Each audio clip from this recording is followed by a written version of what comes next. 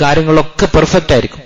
എന്നിട്ടും നമ്മൾ പരാജയപ്പെടുന്ന പാപ്പരാകുന്ന 3 കാരണങ്ങളുണ്ട്. അത് നമ്മൾ സൂക്ഷിക്കണം. അത് നമ്മൾ സൂക്ഷിച്ചിട്ടില്ലെങ്കിൽ പിന്നെ നമ്മൾ ക്ലാസ് കേൾക്കുന്നത് കൊണ്ടും ക്ലാസ് എടുക്കുന്നത് കൊണ്ടും ഖുർആൻ ഹിഫ്ളാക്കുന്നതുകൊണ്ടും ജമാഅത്ത് നമസ്കരിക്കുന്നതുകൊണ്ടും ഒന്നുകൊണ്ടും പ്രയോജനമില്ലാത്ത അവസ്ഥ വരും. അപ്പൊ നമ്മൾ വളരെ ഗൗരവത്തോടെ ഇത് മനസ്സിലാക്കണം. അത് ഒരുപാട് തെറ്റുകൾ സംഭവിച്ചതായിരിക്കും നമ്മൾ പറയുന്ന. ഞാനും ഈ വിഷയത്തിൽ ഒരിക്കലും അല്ലാഹു സുബ്ഹാനഹു വ തആല പറയുന്നത് പോലെ വമാ ഉബർരിഉ നഫ്സി, ഞാനെല്ലാം തികഞ്ഞവനാണ് അല്ലെങ്കിൽ ഞാൻ തെറ്റില്ലാത്തവനാണെന്ന് ഞാൻ പറയുന്നില്ല. പറയുന്നവരും കേൾക്കുന്നവരും ഒക്കെ തെറ്റ് ചെയ്യുന്ന വിഷയങ്ങളാണ്. മറ്റുള്ളവരുടെ അഭിമാനം, സമ്പത്ത്, രക്തം, ഇതിലെന്തെങ്കിലും നമ്മൾ എടുത്തിട്ടുണ്ടെങ്കിൽ ശൈഖ് ഇബ്നു ഉസൈമീൻ റഹിമഹുല്ലാഹ് പറയുന്നു, മരിക്കുന്നതിന് മുമ്പ് നമ്മളത് പരിഹരിക്കാൻ ശ്രമിക്കുക. ഈ ഹക്കുകളുമായി നാളെ പരലോകത്ത് പോയാൽ നമ്മൾ ചെയ്ത ബാക്കി പണികളൊക്കെ ബാത്തിലായിപ്പോകും, പാപ്പരായിപ്പോകും. അപ്പൊ എങ്ങനെയാണിത് മടക്കി കൊടുക്കുക? ആരുടെങ്കിലും പണം നമ്മുടെ കയ്യിലുണ്ടെങ്കിൽ അത് അവർക്ക് കൊടുക്കുക. അത് കൊടുക്കാൻ സാധിക്കാത്ത വിധത്തിൽ അവര് നമുക്ക് കിട്ടാത്ത അവസ്ഥയുണ്ടെങ്കിൽ എവിടെ പോയി, അല്ലെങ്കിൽ ആരുടെ പണമാണ് ഞാൻ അപഹരിച്ചതെന്ന് അറിയാത്ത അവസ്ഥയാണെങ്കിൽ അവരുടെ പേരിൽ സ്വതക്ക ചെയ്യുക. ആ പണം അള്ളാഹു അവരുടെ അടുത്ത് എത്തിക്കും. അവരുടെ പേരിൽ അള്ളാഹു അത് കണക്കാക്കും. അതുപോലെ അവരുടെ അനന്തരാവകാശികളുണ്ടെങ്കിൽ, ഒരാളെ നമ്മൾ പറ്റിച്ചിട്ടുണ്ട്, അയാളുടെ മക്കളുണ്ടെങ്കിൽ ആ മക്കൾക്കാണ് കൊടുക്കേണ്ടത്. അതിനും പറ്റിയിട്ടില്ലെങ്കിൽ അവരുടെ പേരിൽ സ്വതക്ക ചെയ്യാം.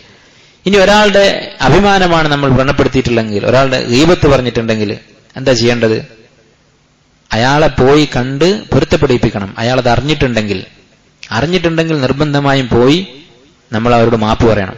അറിഞ്ഞിട്ടില്ലെങ്കിലോ, നമ്മളൊരാളെ കുറ്റം പറഞ്ഞു, അത് അയാൾ അറിഞ്ഞിട്ടില്ല, നമ്മൾ പോയി പറയുമ്പോൾ അവർക്ക് അറിയാം, അപ്പൊ അയാൾക്ക് നമ്മൾ വെറുപ്പ് കൂടെ ചെയ്യാം പറഞ്ഞാൽ.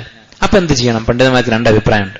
ഇബ്നു തൈമിയ്യ പോലെയുള്ള പണ്ഡിതന്മാരൊക്കെ പറയുന്നത് നമ്മൾ അവരുടെ അടുത്ത് പോയി പറയേണ്ടതില്ല, കാരണം കൂടുതൽ ഫിത്നയാണ് ഉണ്ടാവുക. അപ്പൊ എന്ത് ചെയ്യണം? അവർക്ക് വേണ്ടി ഇസ്തിഗ്ഫാർ നടത്തുക, അവർക്ക് വേണ്ടി പ്രാർത്ഥിക്കുക. രണ്ടാമത്തേത്, എവിടെയാണോ നമ്മൾ അവരെ കുറ്റം പറഞ്ഞിരുന്നത്, ആരോടാണോ കുറ്റം പറഞ്ഞത്, അവരുടെ അടുത്ത് പോയി ഇവരുടെ ഹൈർ പറയാം. അങ്ങനെ ചെയ്തുകൊണ്ട് അത് പരിഹരിക്കുക.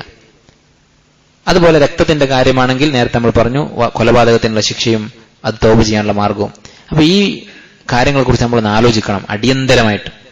കാരണം അല്ലെങ്കിൽ നമുക്ക് വരാൻ പോകുന്ന നഷ്ടം വലിയ വലിയ ഹസനാത്ത്, പുണ്യങ്ങൾ നമ്മൾ കൊണ്ടുവരും, അതിലൊന്നും ബാക്കിയില്ലാത്ത അവസ്ഥ വരും. അള്ളാഹു നമുക്ക് പുറത്തു തരട്ടെ. അപ്പൊ നമ്മൾ ഒന്നിരുന്ന് ഒറ്റയ്ക്കിരുന്ന് ആലോചിച്ച് നോക്കണം.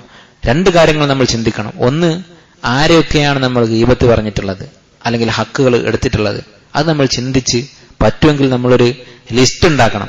എന്നിട്ട് നമ്മൾ അവർക്ക് വേണ്ടി പ്രാർത്ഥിക്കുകയും അതുപോലെ ഈ പറഞ്ഞ പോലെയുള്ള പരിഹാര മാർഗങ്ങൾ അന്വേഷിക്കുകയും. രണ്ടാമത്തേത്, ചില ആളുകളുടെ കൂടെ ഇരുന്നാൽ നമ്മൾ ആൾക്കാരെ കുറ്റം പറയും, ഗീബത്ത് പറയും.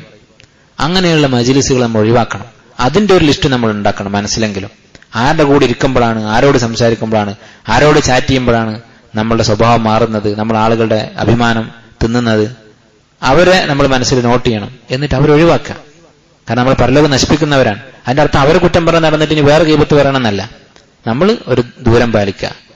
നമുക്ക് അത് ചിലപ്പോൾ നല്ല ആൾക്കാർ തന്നെ ആയിരിക്കും, 2 പേര് നല്ലവരായിരിക്കും, പക്ഷെ അവർ തമ്മിൽ കണ്ടുമുട്ടിയാൽ വരുന്ന വിഷയങ്ങൾ മോശമായിരിക്കും. അങ്ങനെയൊക്കെ ഉണ്ടാവും. അപ്പൊ നമ്മൾ പരമാവധി നമ്മുടെ ആഖിറത്തിന് അപകടമാകുന്ന കാര്യങ്ങൾ ഒഴിവാക്കുക. ഈ ഒരു നിമിഷം മുതലെങ്കിലും ഒരു മാറ്റം വരുത്താൻ നമ്മൾ ശ്രമിക്കുക. അല്ലാഹു സുബ്ഹാനഹു വ തആല തൗഫീഖ് ചെയ്യട്ടെ.